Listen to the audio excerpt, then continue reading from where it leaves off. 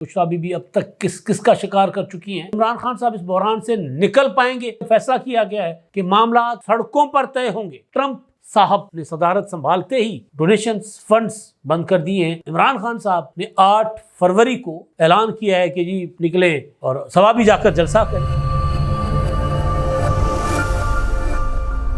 السلام علیکم، میں امداد سمرو ایک بار پھر بشریٰ بی بی خبروں میں ہیں، اور بشریٰ بی بی اب تک کس کا شکار کر چکی ہیں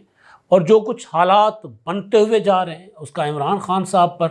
کیا اثر پڑے گا، پازیٹیو اور نیگیٹو، اور عمران خان صاحب اس بحران سے نکل پائیں گے یا نہیں نکل پائیں گے، کیونکہ اب فیصلہ کیا گیا ہے کہ معاملات سڑکوں پر طے ہوں گے، مذاکرات نہیں۔ مذاکرات سے پی ٹی آئی نے باہر نکلنا ہے، اور کل آخری دن ہے۔ اعلان تو کیا جا چکا ہے لیکن حکومت نے ابھی تک باضابطہ مذاکرات کا باب بند نہیں کیا، تو کل اس حوالے سے ڈیولپمنٹ ہوگی۔ آج بھی بڑی اہم جو ہے وہ سنسنی خیز قسم کی ڈیولپمنٹس ہونی ہے، وہ ہونی ہے سپریم کورٹ آف پاکستان کے محاذ پر۔ ایک تو عمران خان صاحب، سڑکیں، بشریٰ بی بی صاحبہ اور عمران خان صاحب اب اور کس کو فارغ کریں گے اور کون کون شکار ہوگا یہ، اور دوسرا جو امریکہ میں ٹرمپ صاحب نے صدارت سنبھالتے ہی ڈونیشنز فنڈز بند کر دیے ہیں، خاص طور پر یو ایس ایڈ کے، تو اس حوالے سے پاکستان پر کیا اثرات پڑ رہے ہیں وہ میں آپ کے سامنے رکھوں گا، اور معاملہ جو ہے وہ کاشتکاروں کا بھی ہے۔ تو آغاز میں اس سے کر لیتا ہوں۔ ایک چھوٹی سی خبر ہے لیکن ظاہر خبر بہت اہم ہے، اور یہ ہماری جو تباہی اور بربادی کی جو ہے نا وجہ یہ خبر ہے۔ خبر یہ ہے کہ جی نارووال میں سبزی منڈی میں ایک آڑھتی نے گوبھی کی قیمت 2 روپے سے 5 روپے فی کلو لگائی، اور اس پر کسان نے اپنی 50 من گوبھی جو ہے نا مفت میں تقسیم کر دی۔ انہوں نے کہا میں تمہیں کیوں دوں، تم نے 2 روپے سے 5 روپے تک میری گوبھی خریدنی ہے اور مارکیٹ میں جا کے 50 60 روپے بیچنی ہے، تو تم کماؤ، تو اس سے بہتر ہے کہ میں اپنا نقصان مزید اٹھاتا ہوں اور میں لوگوں میں تقسیم کر دیتا ہوں۔ اب یہ جو صورتحال ہے نا ہماری، یہ بڑی کیا کہتے ہیں جس کو سنگین قسم کی صورتحال ہے۔ آلو آتے ہیں مارکیٹ میں نئے ٹکے ٹوکری بک رہے ہوتے ہیں، اور اس کے بعد اسٹور ہوتے ہیں، اور پھر مہنگے ترین ٹماٹر، پیاز 200 250 300 پر چلے جاتے ہیں۔ گوبھی، بینگن، بھنڈی، ان کی قیمتیں بھی آسمان کو چھوتی ہیں، لیکن جب تازہ سبزی آتی ہے تو بیچارہ کسان ٹکے ٹوکری ہو جاتا ہے، کیونکہ مارکیٹ پر کنٹرول نہیں ہوتا۔ اور خاص طور پر پنجاب میں تو کسانوں کو رحم و کرم پر چھوڑ دیا گیا ہے۔ یہ جو مڈل مین، آڑھتی اور تاجروں کے، یہاں تک کہ گندم لوٹ لی گئی تھی کسان کی، تو یہ تو حالات ہونے ہیں پھر، اور آگے جا کر اور زیادہ خطرناک ہوں گے اگر کسان کی جو ہے نا وہ حقوق کا تحفظ نہیں کیا جائے گا۔ یہ میں نے آپ کو ہلکی سی جھلک دی ہے، اور یہ ظاہر ہے پنجاب کا میں ذکر اس لیے کر رہا ہوں کہ پنجاب فوڈ باسکٹ کہلاتا ہے خطے کا، پاکستان کا۔ اوورآل پورے ملک میں یہی ہے، جب سبزی آتی ہے سندھ میں سب سے پہلے آتی ہے، وہاں ٹکے ٹوکری ہوتی ہے، لیکن سندھ والے جو کسان ہیں، کاشتکار ہیں، ان کو فائدہ یہ ہوتا ہے کہ 1 1.5 مہینہ پہلے وہاں فصل آ جاتی ہے، اور اس سے پھر یہ ہوتا ہے کہ وہ پنجاب کی مارکیٹ جو ہے وہ اٹھا لیتی ہے سارا کچھ، تو سندھ کے کسان کو تھوڑا سا کچھ بہتر معاوضہ ملتا ہے۔ پنجاب کے کسان کی جب پیداوار آتی ہے تب مارکیٹ میں پہلے ہی سندھ سے آئی ہوئی چیزیں پڑی ہوتی ہیں، تو لہٰذا جو تاجر ہے وہ پنجاب کے کسان کو لوٹتا ہے دونوں ہاتھوں سے۔ اچھا جی، اب میں سیاسی معاملات پر، حالانکہ سیاسی معاملات سے یہ زیادہ سنگین معاملہ ہے، سیاسی معاملات پر میں آتا ہوں۔ عمران خان صاحب نے 8 فروری کو اعلان کیا ہے کہ جی نکلیں اور ثوابی جا کر جلسہ کریں، یوم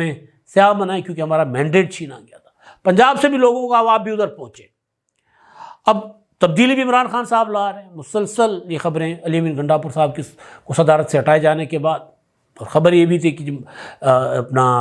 شیخ وقاص اکرم نشانے پر ہے، اور میری اطلاعات یہ ہیں کہ اندر جیل میں پڑے ہوئے شاہ محمود قریشی صاحب بھی خطرے میں ہیں۔ عمران خان صاحب ان کے متعلق بھی فیصلہ کر چکے ہوئے ہیں، لیکن کیونکہ وہ جیل میں ہیں اس لیے اس طرح ابھی ان کے متعلق اعلان نہیں کر رہے، لیکن پنجاب کی پوری لیڈرشپ جو کہ تھی نہیں میدان میں، وہ غائب۔ اب ہو یہ رہا ہے کہ جو تاثر دینے کی کوشش کی جا رہی ہے، ترلا منت پروگرام جاری ہے، وہ ہاتھ جوڑ پروگرام جو ہے وہ ختم نہیں ہوا، وہ جاری ہے اپنی جگہ، لیکن ہاتھی کے دانت دکھانے کے اور کھانے کے اور۔ تو تاثر یہ دیا جا رہا ہے کہ جی ہم پھر اینٹی اسٹیبلشمنٹ ہو رہے ہیں، ہم پھر کھم ٹھوک کر لڑائی کے لیے میدان میں آ رہے ہیں، کیونکہ عمران خان صاحب کو بریف کیا گیا تھا، مسلسل جو میٹنگیں ہوئی تھی اور جس طرح کا پروپیگنڈا باہر سے پی ٹی آئی کے لوگوں نے کیا، وہ یہ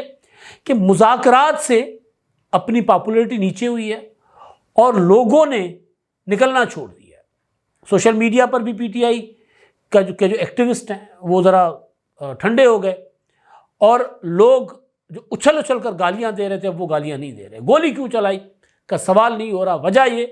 کہ جی آپ مذاکرات کے لیے بیٹھ گئے۔ عمران خان صاحب اس ساز پر بیٹھے ہوئے تھے کہ علی امین گنڈا پور صاحب جو ہیں وہ آرمی چیف سے معافی دلوا دیں گے، اسٹیبلشمنٹ سے معافی دلوا دیں گے، نہیں معافی ملی تو انہوں نے علی امین گنڈا پور صاحب کو پہلے صدارت سے ہٹا دیا، اور اب آگے چل کے اگر عمران خان صاحب کا حساب کتاب پورا ہو جائے گا اور کے پی کے میں جو پارٹی پر کنٹرول جنید اکبر یا جن کو وہ ذمہ داری دینے جا رہے ہیں، یا ایون مراد سعید صاحب جن کو میں نے پہلے بھی کہا تھا کہ علی امین گنڈا پور صاحب اگر ان کو لگا کہ اب عمران خان صاحب جو ہے وہ ان کو نشانہ بنا رہے ہیں تو وہ پھر علی امین گنڈا پور کو بھی گرفتار کروا لیں گے، کیونکہ کہا جاتا ہے کہ مراد سعید صاحب وہ طوطا ہے جس میں عمران خان صاحب کی جان ہے۔ بڑے بڑے ثبوت مراد سعید صاحب کے پاس ہیں عمران خان کے خلاف۔ ارشد شریف والا معاملہ فیصل ہوٹا صاحب بار بار کہہ چکے ہیں، میں اس پر ڈیٹیل میں بات کر چکا ہوں، لیکن اپنا علی امین گنڈا پور صاحب عمران خان صاحب سے اگر انتقام لینے پر آئیں گے تو ممکن ہے کہ مراد سعید صاحب کا ہاتھ دے دیں کہ جی یہ پکڑ لیں، فلاں جگہ بیٹھا ہوا ہے، پکڑ لیں، اٹھا لیں، یہ ممکن ہے، کیونکہ علی امین گنڈا پور صاحب کے اوپر عمران خان صاحب کے کئی معاملات ہیں۔ تو بشریٰ بی بی، جیسے میں نے آغاز میں کہا کہ کون کون شکار ہو چکے ہیں بشریٰ بی بی کے، تو ایک تو بشریٰ بی بی صاحبہ نے رو کر عمران خان صاحب کو شکایت لگائی کہ جی مجھے تو علی امین گنڈا پور صاحب نے مروایا ہے، اس کی وجہ سے مجھے سزا ہو رہی ہے۔ اور آپ کو یاد ہوگا کہ انٹرویو ایک علی امین گنڈا پور صاحب نے دیا تھا ابھی کچھ دن پہلے وسیم بادامی کو ARY پر، کہ جو 9 مئی کیا تھا ہمارے لوگوں نے ہی کیا تھا۔ آپ اگر کسی لیڈر کو اس طرح پکڑیں گے اور اس کی تضحیق کریں گے، اس کی توہین کریں گے، اس کی بےزتی کریں گے، اس کو کالر سے پکڑیں گے، تو کارکن تو جذباتی ہوتا ہے، تو ہمارے نادان کارکنوں نے 9 مئی کر دیا، یعنی وہ جو عمران خان صاحب کا فالس فلیگ آپریشن کا ڈنڈورا تھا وہ بڑھ گیا، انہوں نے اس کو عمران خان صاحب کے پورے کے پورے پروپیگنڈا کو کر دیا ڈسون، اور اون کیا اس ریاستی الزام کو جس میں کہا گیا تھا کہ جی پی ٹی آئی کے لوگوں نے کور کمانڈر ہاؤس کو جلایا، GHQ پر حملہ کیا، اور دیگر کوئی 200 کے قریب مقامات پر، فوجی تنصیبات پر اور دفاعی تنصیبات پر حملے کیے۔ تو وہ غصہ عمران خان صاحب کو الگ، تو خیر ان کو اصل جو تھی وہ بشریٰ بی بی صاحبہ کو سزا کا معاملہ تھا، وہ لے ڈوبا۔ تو اب عمران خان صاحب کو یہ سمجھایا گیا کہ دیکھیں وہ جو مفاہمتی گروپ ہے پی ٹی آئی میں، اس نے تو پی ٹی آئی کے کارکنوں کا جو جنون تھا، جذبہ تھا، اس کو ٹھنڈا کر دیا، تو اس کو دوبارہ جگانے کی ضرورت ہے، لہذا سڑکوں پر آئیں، لیکن اس کے لیے مفاہمتی گروپ کو فارغ کریں۔ اب مجھے نہیں سمجھ آ رہی کہ یہ بات کرنے والے جنید اکبر صاحب کو کس طرح مزاحمتی سمجھتے ہیں، کیونکہ ان کے لیے بھی تاثر یہ ہے کہ وہ بھی وکٹ کے دونوں طرف کھیلتے ہیں۔ تو جنید اکبر کیا کریں گے، اور ان کے بعد پھر جو پنجاب کے لیے عالیہ حمزہ صاحبہ کے لیے کہا جا رہا ہے کہ ان کو پنجاب میں بطور چیف آرگنائزر لگایا جا سکتا ہے، تو وہ کس طرح پنجاب میں پی ٹی آئی کا جو بالکل کمر ٹوٹی ہوئی ہے اس کو جوڑنے میں کامیاب ہو جائیں گی اور لوگوں کو باہر نکالنے میں کامیاب ہو جائیں گی۔ لیکن عمران خان صاحب بنیادی طور پر وہ جو ترلا منت پروگرام ہے اس کے لیے ایک اور بارگیننگ چپ کہ جی ٹھیک ہے، اگر آپ مجھے میرا ترلا منت نہیں مانتے تو پھر میں لڑنے کے لیے تیار ہوں، پھر میں سڑکوں پر آنے کے لیے تیار ہوں۔ کیونکہ اب پی ٹی آئی کے جو ولاگرس ہیں وہ آپ کو یہ سنتے ہوئے دکھائی دیں گے اپنے ولاگس میں کہ عمران خان نے فیصلہ کر لیا، اب فیصلہ سڑکوں پر ہوگا، اور مذاکرات نہیں ہوں گے، فیصلہ سڑکوں پر ہوگا، اب جلسوں میں فیصلہ ہوگا، میدانوں میں جلسوں میں اور سڑکوں پر فیصلے نہیں ہوا کرتے، وہاں سے پریشر بلڈ کیا جاتا ہے اور پھر اس کی بنیاد پر مذاکرات ہوتے ہیں، اور مذاکرات سے جو حاصل ہوتا ہے وہی کچھ حاصل کیا جاتا ہے۔ عمران خان صاحب 26 نومبر یا 9 مئی جیسا دوبارہ نہیں کوئی ایڈونچر کر سکتے، تو اب جو جلسے ولسے کرتے رہیں گے تو اس میں کوئی پریشر نہیں بنے گا۔ تو لہذا یہ جو عمران خان صاحب کو یہ لوگ جو کہہ رہے ہیں کہ جی اب مفاہمتی گروپ کو فارغ کرو اور مزاحمت کی طرف بڑھو، تو عمران خان صاحب کو میرا خیال ہے کہ ایک اور دلدل میں وہ دھسانا چاہتے ہیں۔ اچھا جی، میں باقی معاملات پر آنے سے پہلے بشریٰ بی بی صاحبہ کا معاملہ. اب دیکھیں بشریٰ بی بی صاحبہ جو ہے نا عمران خان صاحب کی زندگی میں آئیں، اور پھر وہ جو ان کا نکاح ہوا تھا، کہا گیا کہ 1 جنوری کو نکاح ہوگا تو عمران خان وزیر اعظم بنیں گے. یہ اون چودھری صاحب نے کہا، اور یہ ویسے بھی خبریں رپورٹ اسی طرح کی ہو رہی تھی کہ یہ وجہ تھی. بشریٰ بی بی صاحبہ نے کہا کہ یہ تاریخ، یہ شب مہورت ہے، اس پر ہوگا تو آپ وزیر اعظم بن جائیں گے. اور عمران خان صاحب تو وزیر اعظم بننے کے لیے کچھ بھی کرنے کو تیار تھے. پاک پتن کے ویژولز آپ کو یاد ہوں گے جہاں وہ گئے تھے شادی کے بعد. بہرحال ان کا ذاتی معاملہ ہے. میں یہ کہہ رہا ہوں کہ بشریٰ بی بی صاحبہ، عمران خان صاحب وزیر اعظم تو بن گئے، وزیر اعظم بنوایا بشریٰ بی بی نے یا جہانگیر ترین نے. عمران خان صاحب نے سمجھا کہ بشریٰ بی بی نے بنایا ہے، تو پھر جہانگیر ترین صاحب کے اوپر بشریٰ کا ایک شک تھا، بشریٰ صاحبہ کا، کہ وہ مجھے جادوگر نہیں کہتا ہے. تو انہوں نے عمران خان صاحب کے کان بھرے، شہزاد اکبر اور فلاں اعظم خان صاحب نے سازشیں کی، اور عمران خان محسن کش تو تھے ہی، انہوں نے جہانگیر ترین صاحب کو انتقام کا نشانہ بنانا شروع کر دیا. تو ایک یہ بھی. دوسرا بزدار صاحب، عثمان بزدار، ان کو بشریٰ بی بی نے وزیر اعلیٰ بنوایا. عثمان بزدار کے چکر میں عمران خان صاحب کے اور باجوہ صاحب کے معاملات گڑبڑ ہو گئے. ایک صفحہ شکار ہوا. بزدار صاحب کو کہا جاتا رہا، باجوہ صاحب کی اپنا عمران خان کو، کہ بزدار کو ہٹائیں. باجوہ صاحب کی طرف سے کہا جاتا رہا، عمران خان تیار نہیں تھے. اور آج کے آرمی چیف DGISI اس وقت کے جنرل عاصم منیر، انہوں نے اپنا عمران خان کو بشریٰ بی بی کے کرپشن کی فائل دی تھی کہ یہ دیکھیں جی بشریٰ بی بی کیا کر رہی ہیں. تو عمران خان نے بشریٰ بی بی کے لیے DGISI کو شکار کیا، ان کو کرسی سے ہٹوا دیا، اور پھر ان کو روکنے کے لیے بہت بڑے ایڈونچر کیے. تو وہاں عمران خان صاحب خود شکار ہو گئے. انہی ایڈونچرز کی وجہ سے جیل میں پڑے ہوئے، اس میں کوئی ڈھکی چھپی بات ہے ہی نہیں. 9 مئی اسی چکر میں کیا کہ بغاوت ہو جائے گی اندر سے، ورنہ تو عمران خان صاحب کو کسی نے گرفتار نہیں کیا تھا. جب 10 اپریل 2022 کو حکومت گئی تو عمران خان صاحب کو تو کسی نے ہاتھ ہی نہیں لگایا تھا. جا کر بنی گالہ بیٹھ گئے تھے، سکون کر رہے تھے. خود کہتے ہیں میں فلمیں دیکھ رہا تھا، میں تو سکون میں تھا، میں نے فون بند کر دیے تھے. میں نے کہا کہ یار میرا تجربہ تھا کہ جب میں کوئی میچ ہار کے آتا تھا تو رشتہ دار فون کرتے تھے خاص طور پر، اور جیتتا تھا تو کوئی پوچھتا نہیں تھا. تو کہتے ہیں مجھے پتا تھا کہ مجھے اس طرح کے فون آئیں گے مایوسی والے، لہٰذا میں نے فون بند کر کے میں نے رکھ دیے. کسی نے ہاتھ تک نہیں لگایا تھا عمران خان صاحب کو، کسی نے گرفتار کرنے کی کوشش تک نہیں کی تھی. وہ الگ بات ہے کہ PTI والے رولا ڈال دیتے تھے کہ یہ پہنچو بنی گالہ پہنچو، عمران خان کو گرفتار کیا جا رہا ہے. وہ سارا وہی یوٹیوبرز ولاگرز اپنا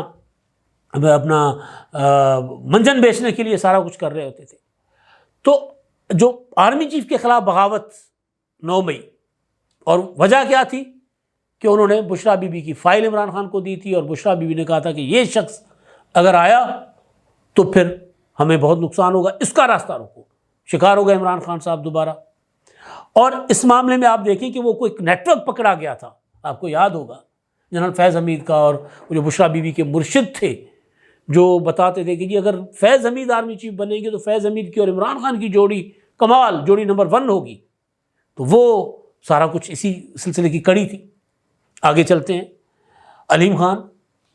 شاہ محمود قریشی ابھی تک جیل میں پڑے ہوئے ہیں، وہ بھی اسی سلسلے کی کڑی. اب جو اور لمبی لائن ہے، لیکن اب علی امین گنڈاپور جو کسی نہ کسی شکل میں عمران خان صاحب کو ریلیف دلوانے کی کوشش بھی کرتے رہے، ان کو پارٹی صدارت سے ہٹا دیا گیا. اور اعلانیہ جو خبر باہر آئی تھی، جو بھیجا گیا تھا پیغام عمران خان کی طرف سے، جو سمیع ابراہیم نے اپنے ولاگ میں کوٹ کیا، اور سمیع ابراہیم عمران خان صاحب کے معاملے میں تو کم از کم، اور PTI کے اندر کے معاملات میں تو، کیونکہ وہ ان کے حق میں پروپیگنڈا کرتے ہیں، تو میرا نہیں خیال کہ وہ غلط بیانی کر رہے ہوں گے، اور ابھی تک اس کی کسی نے تردید بھی نہیں کی. یہ کہا گیا کہ جی گنڈاپور صاحب نے عمران خان کو کہا تھا کہ جی آپ مجھ سے صدارت واپس لے لیں اور میں حکومت کے معاملات چلانا چاہتا ہوں. تو گنڈاپور شکار ہو گئے. اب کیونکہ بشریٰ بی بی صاحبہ نے کہا کہ جی مجھے سزا گنڈاپور نے دلوائی تھی، یا عمران خان کو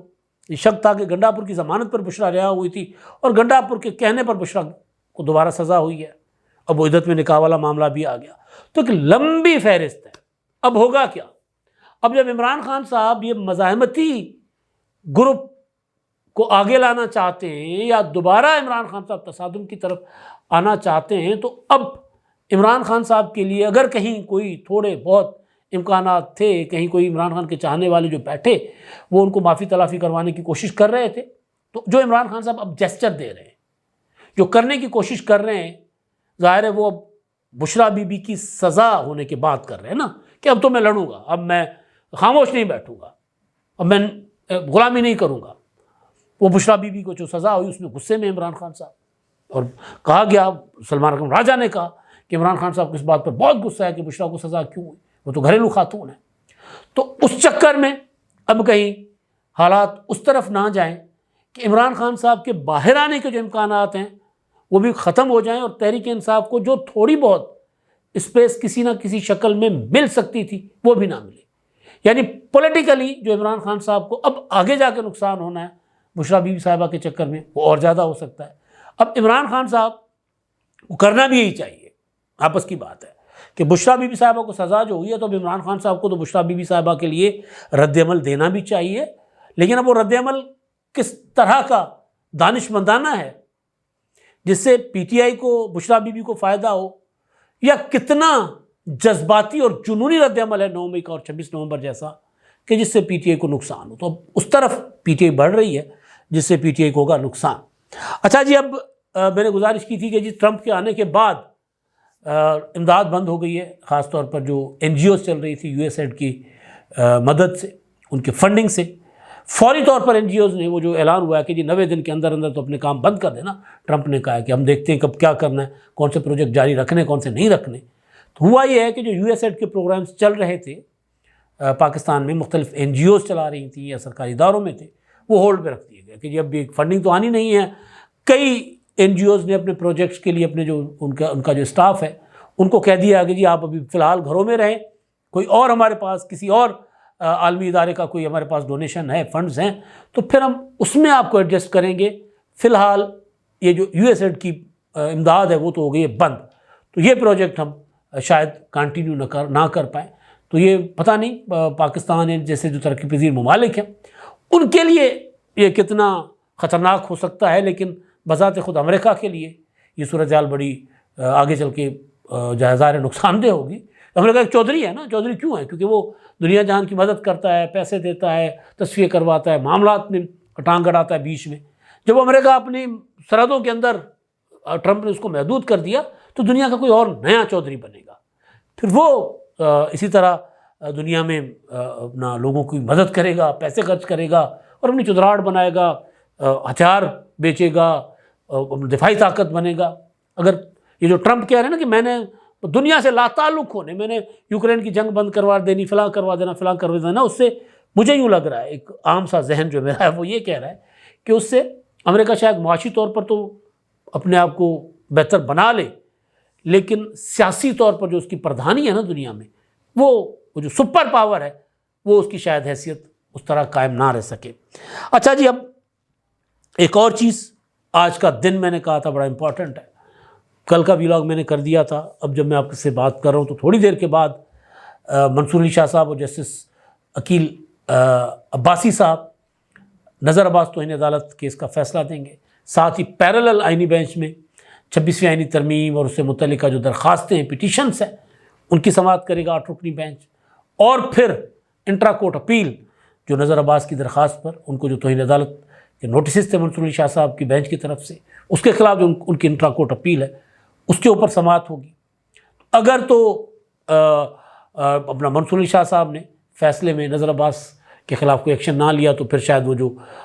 دوپہر والی سماعت ہے 6 رکنی بینچ کی انٹرا کورٹ اپیل والی، وہ شاید نہ ہو۔ اگر وہ کوئی ایسا فیصلہ کرتے ہیں تو پھر وہ معاملہ بھی جاری رہے گا، لیکن سپریم کورٹ کے اندر کی لڑائی جو ہے وہ آج تھم جائے گی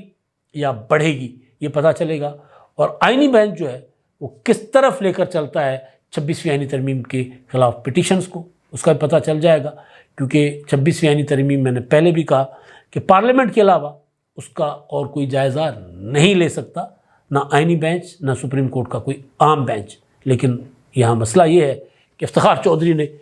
پارلیمنٹ کے کن پٹی پر بندوق رکھ کر کہا تھا